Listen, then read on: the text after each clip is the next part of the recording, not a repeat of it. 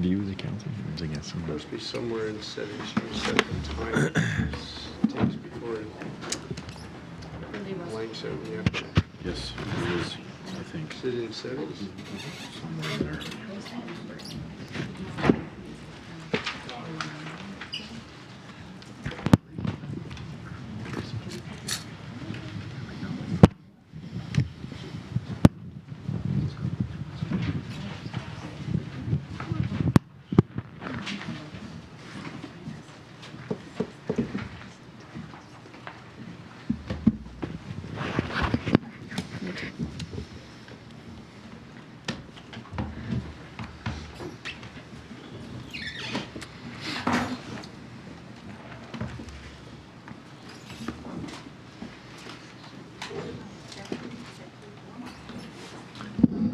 Good to go.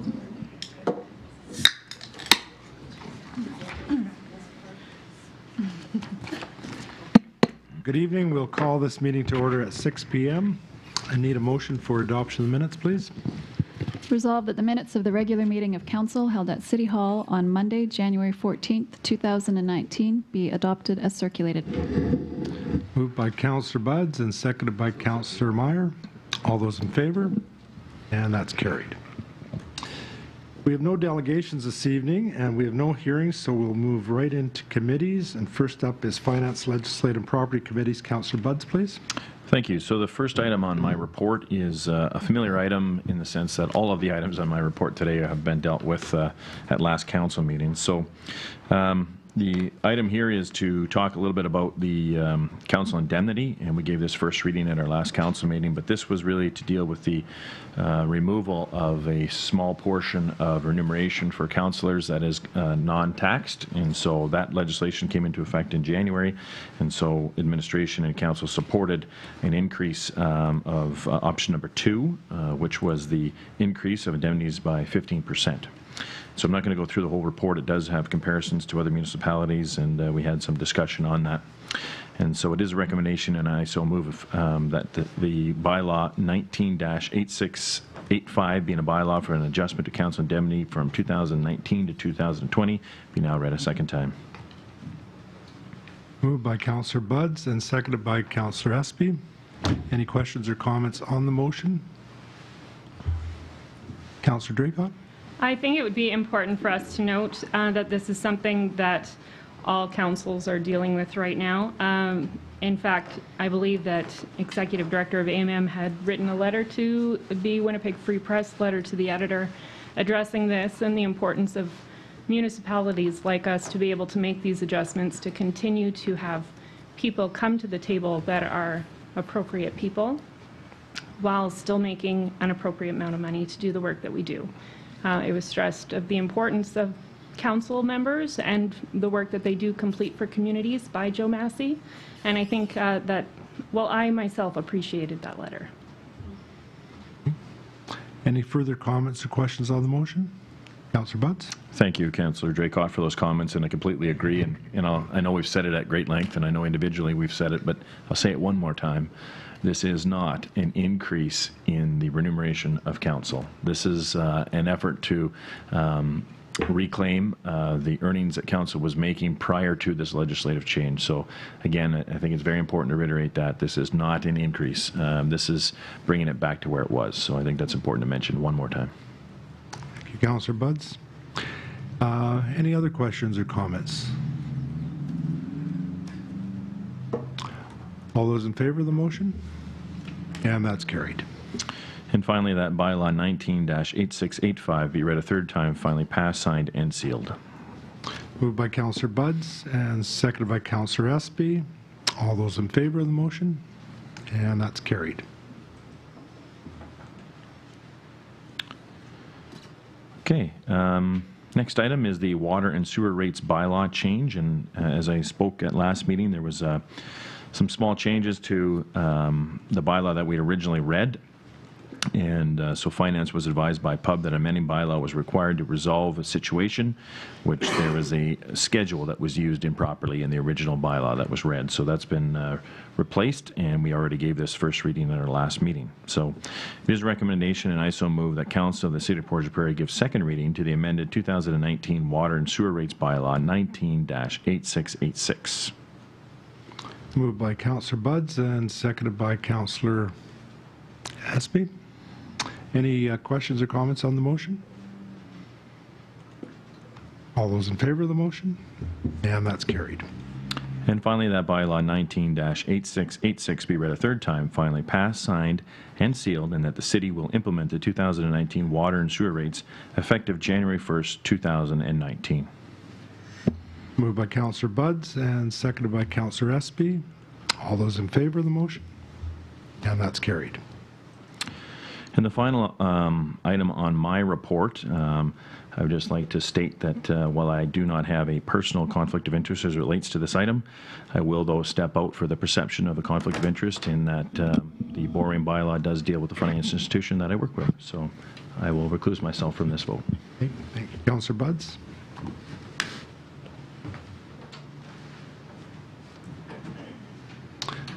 And Councillor Espy? Thank you, Your Worship. The issue is the short-term borrowing bylaw. The City of Portage la Prairie has a line of credit for up to $3 million from our financial institution, of which any amount up to and including this limit can be drawn on to fund short-term cash resource gaps, provided this funding is approved within the year's financial plan and approved budgeted funding. There could also be occasions where the line of credit would be used to fund capital projects during the year until the debenture debt is in place and issued, although it is not currently anticipated in 2019. Administration has been accustomed to returning to Council annually for approving of a borrowing bylaw for this purpose. To add efficiency to the process, the city's financial institution has agreed to accept a bylaw that will expire with the city's banking services agreement in order to avoid returning to Council annually for this approval. Our current banking services agreement will expire January 1st, 2021. This is provisional borrowing and has not been exercised in many years. Should this funding choice be exercised, interest charges would apply. It is the recommendation that bylaw 19-8684 in support of a $3 million line of credit with the city's financial institution for the period up to January 1st, 2021 be given second reading. Moved by Councillor Espy and seconded by Councillor Wall. Any questions or comments on the motion? All those in favor of the motion? And that's carried. And the bylaw number 19-8684 be given third reading, finally passed, signed, and sealed. And I so move. Moved by Councillor Espy and seconded by Councillor Wall. All those in favor of the motion? And that's carried.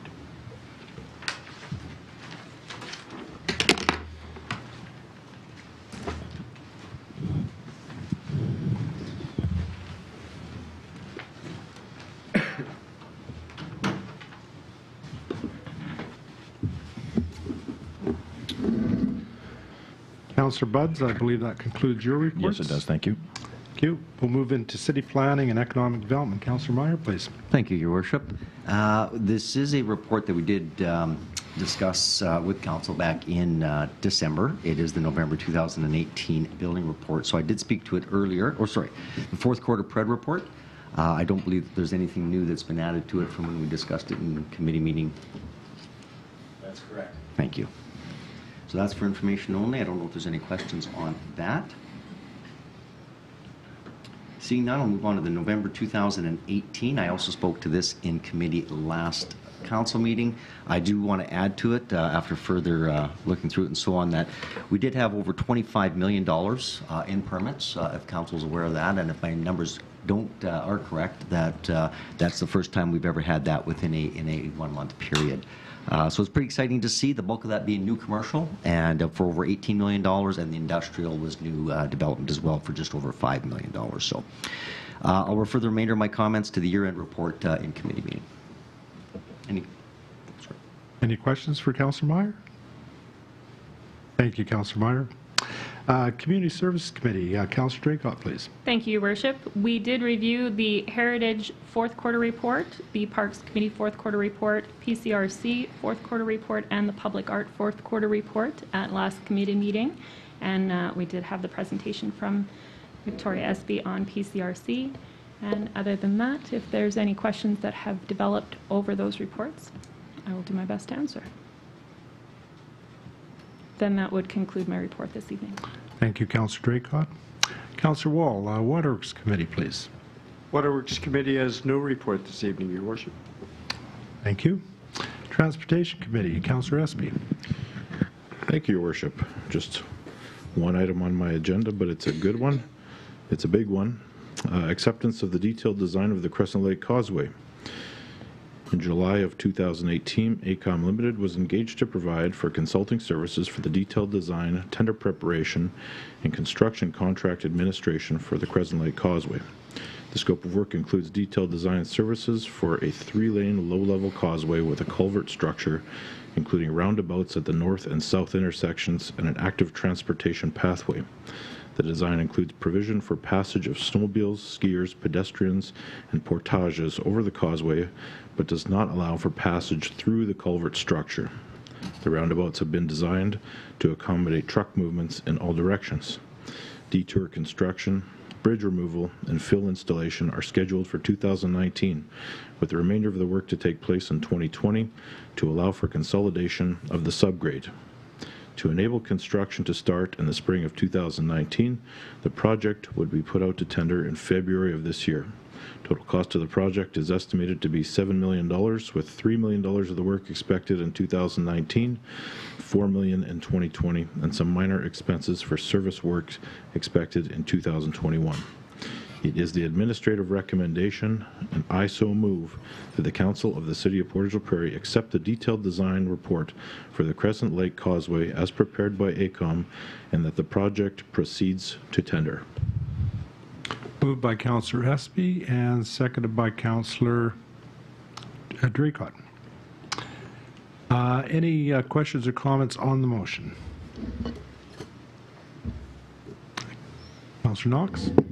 I would just like to thank administration for their hard work on the graphics and the information that they provided to us and to the public to put out there, because I heard a lot from people who were questioning the project in the beginning and then were able to have some of their questions answered and actually see the drawings again of what it would look like, and have really, I've heard both sides of the story, but been kind of keeping track on the numbers, and the people in our community and who have talked to me are way more for this project than against, so I'm happy with where we are today.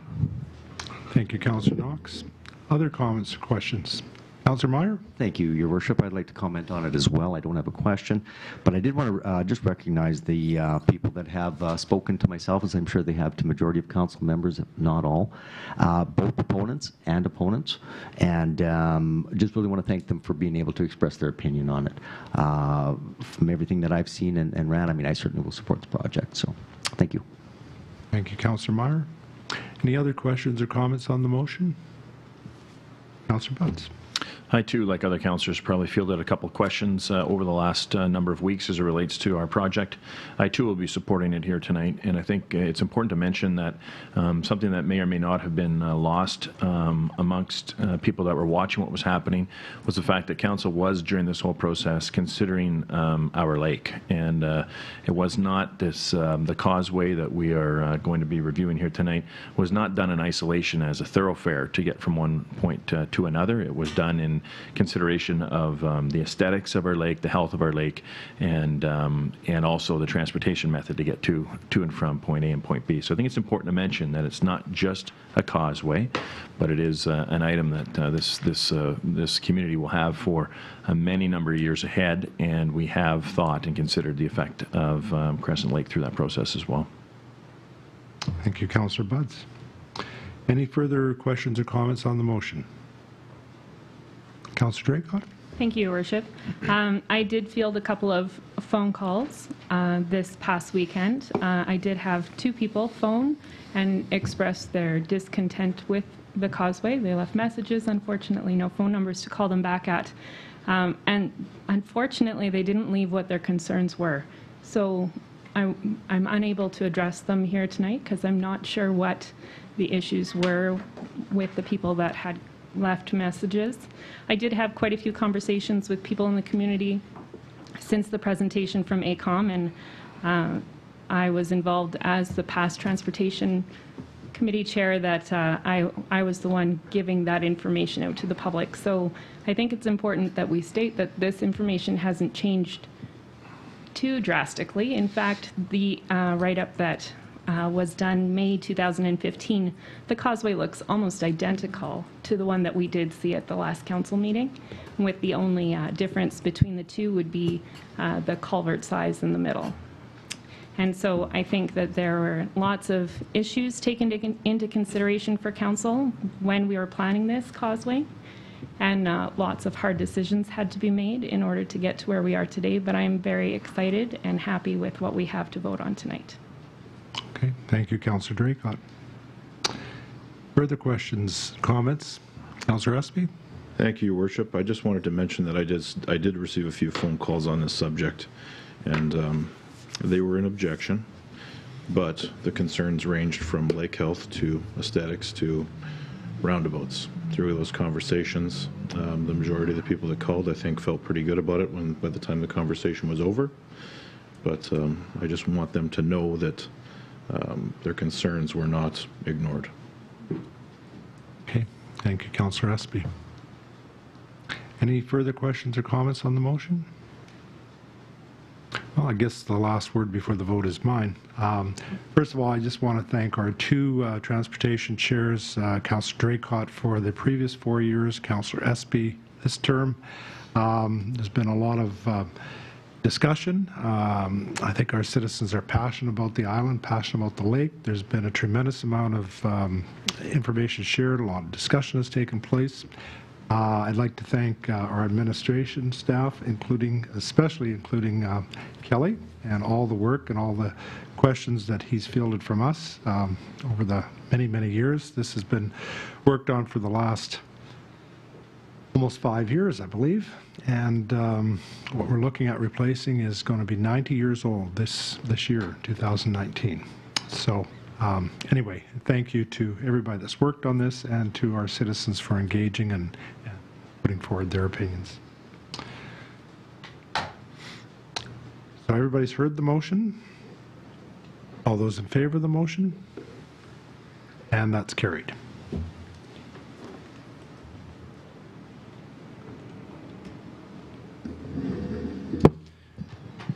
Any other items, Councillor Espy? That concludes my report. Thank you.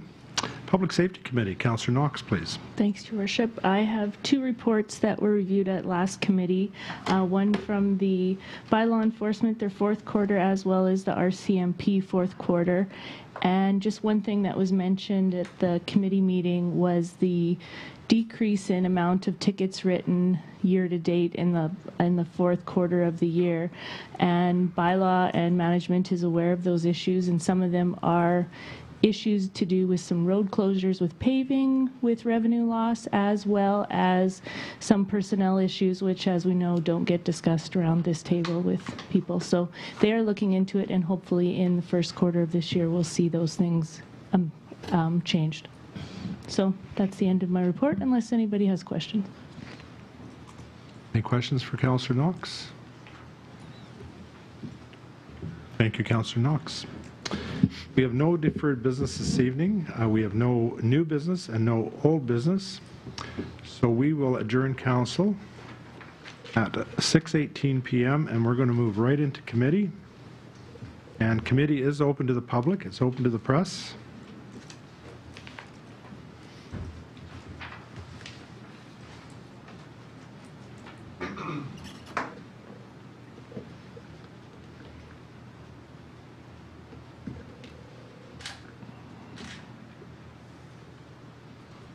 And we'll call committee to order at 6:18 p.m. First up is Finance Legislative Property Committee. Councillor Budds, please. Thank you very much. an item that has been at front and center, I know, throughout many departments of our city is our accessibility plan. This is a legislative requirement, but also a plan that addresses a lot of the services that we offer, our buildings, et cetera, to our citizens. And so, again, as I just mentioned, in order to be compliant with the Accessibility of Manitobans Act, we have to have our own plan in place, which we did. And so there's opportunities for us to renew that plan and revisit items that were required to be reviewed. And so there is an updated plan. I'm not going to go through it, but it's attachment here, and I welcome council and encourage council to go through it. But it's covering the periods of 2018 through 2020. The committee's review revealed many completed items in the plan, so I mean that's a good thing, right? We've been addressing them. Customer service training has taken place with all staff, and our website's been updated. And I think the one great thing about this is the feedback that we're inviting. And administration again is inviting feedback regarding accessibility, and this can be given by way of a phone call, email, in person where possible, or by submitting an accessibility feedback service request on our app. And so it's important to know that all that feedback is tracked and followed up on by the Accessibility Committee, and it's obviously shared with all of our departments that may have an impact. So really trying to get this right for our city and recognize the importance of it in through all of our departments and how we deliver services to our citizens. So I'll be bringing forth that at our next meeting. Is there any questions or comments related to that accessibility plan? Okay.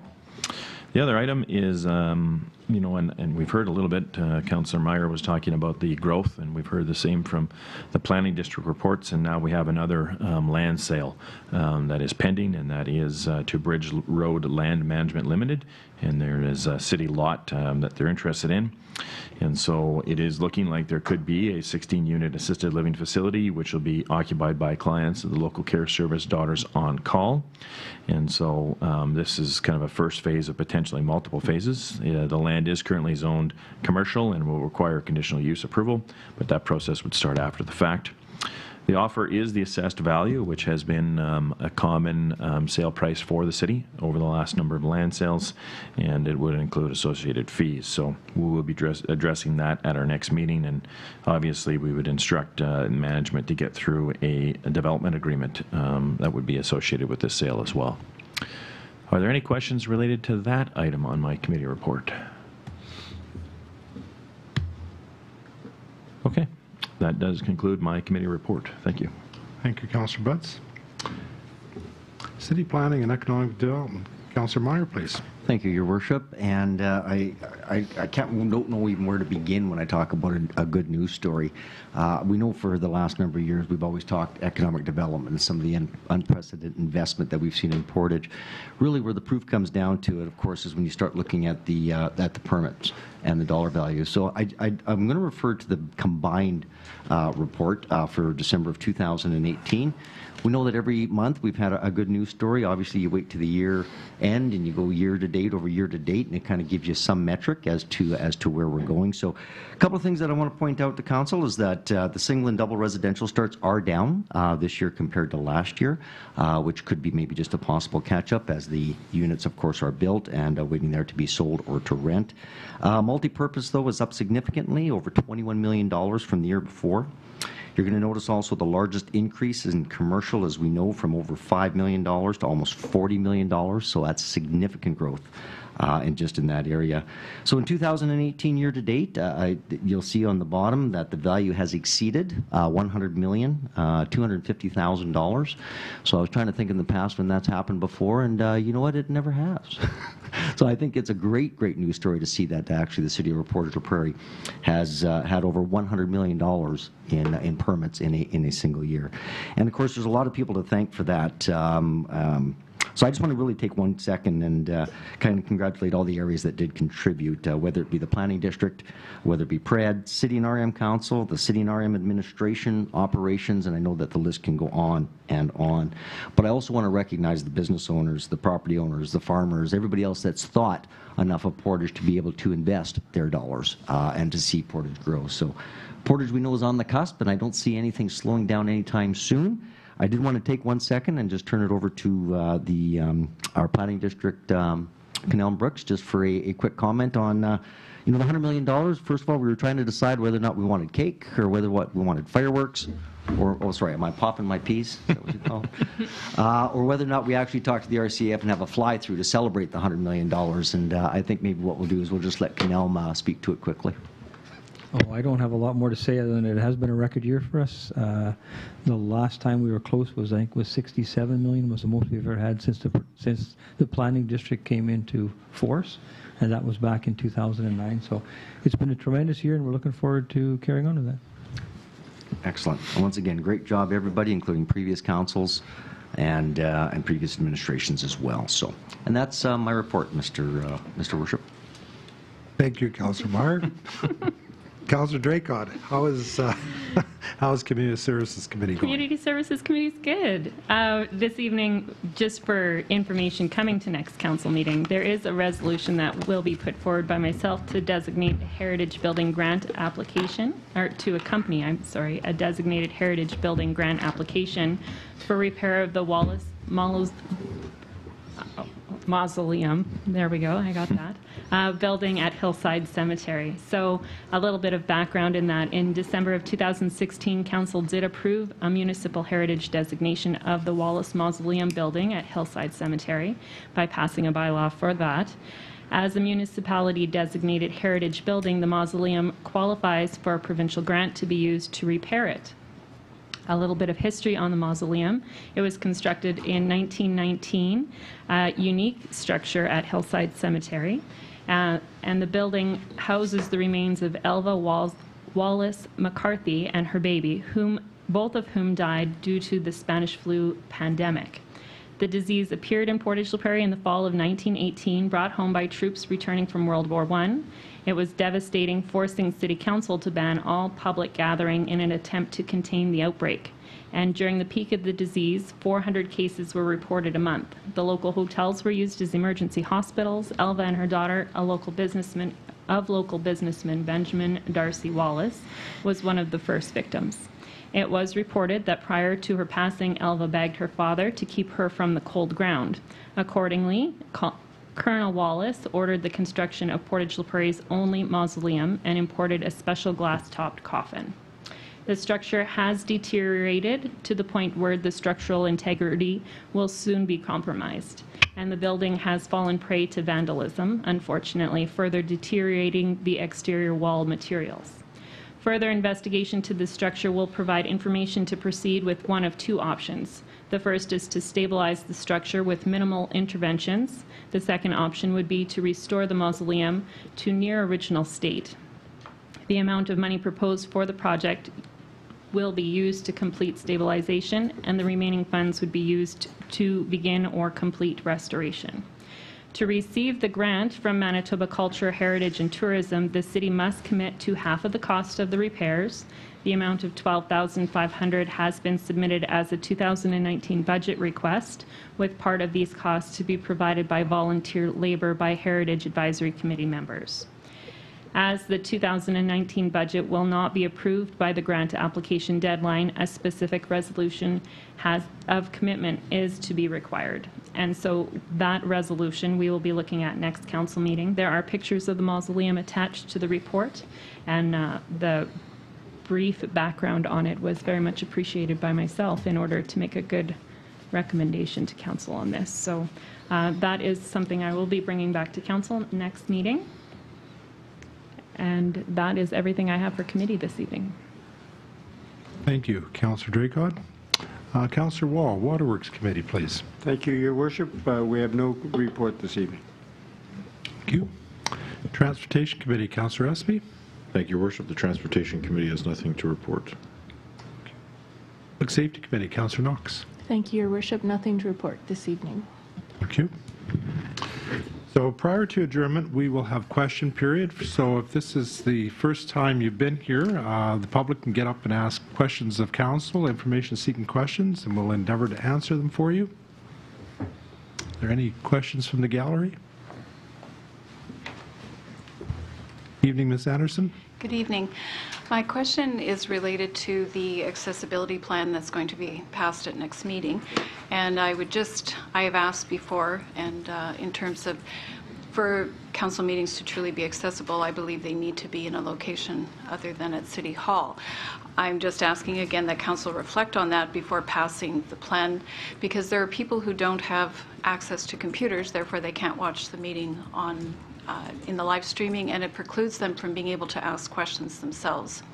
But second to that, as part of thinking about if City Hall and if, true accessibility, I would like to ask that council think about what happened this evening, where I was trying to park in front of City Hall because I'm giving someone else who's attending the meeting tonight a ride home.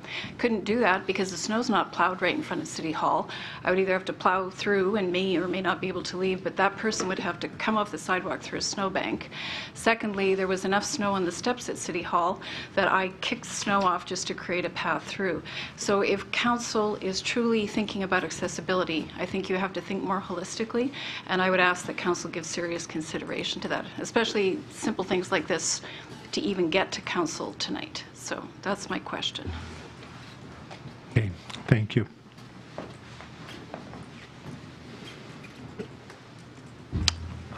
Other questions?